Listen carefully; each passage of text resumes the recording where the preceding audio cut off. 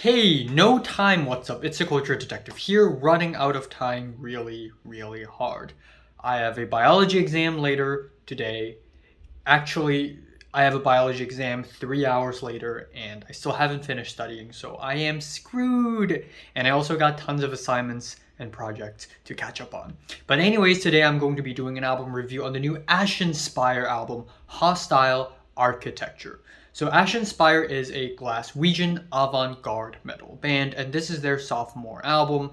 This album has been on the Rate Your Music charts for a very long time, but for a very long time I put off listening to it and reviewing it because I thought it's just going to be another one of those Rate Your Music atmospheric black metal albums that are very mid, that are very basic, but somehow there's a crowd of people in the Rate Your Music community that rated the shit out of it and topped it on the charts somehow. That always happens.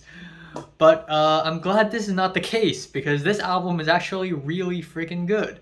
So yeah, this is a politically dystopian avant-garde metal band that utilizes saxophones and strings as well as choir vocals. The performances are super emotionally distraught and distressing.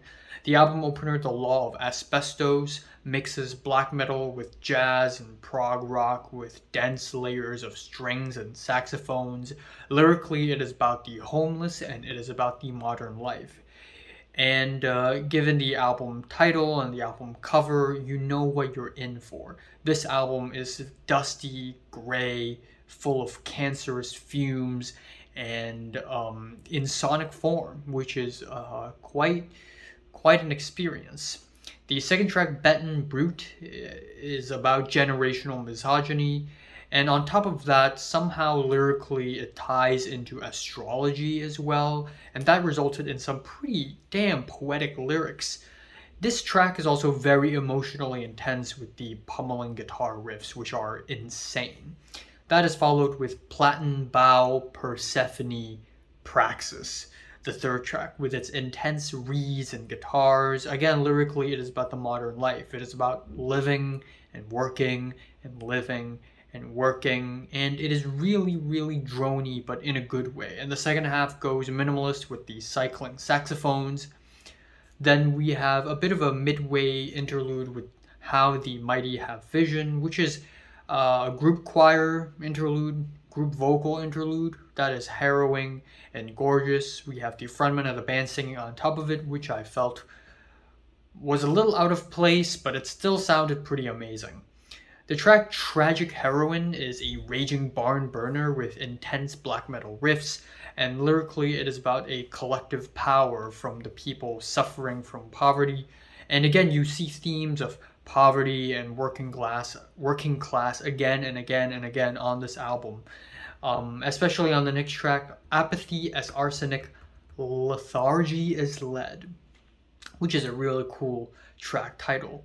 This track has the drony, sour, dejected, dense guitar layers that really reminds me of Altar of Plagues, a band from Ireland, which I really love. And structurally, it does drag on a little bit, especially in the second half. It doesn't have the dynamic and the progression that I wanted it to. The second to last track is Palimpsest, which is an instrumental track with some decent horns and reverb. I love how spacey it is, but it doesn't really provide anything new to the table, unfortunately. And the album ends off with Cable Street again, which is a 9.5 minute long monstrous ending to the album. It has a black metal opening and then it transitions to some chilling, spacey drums.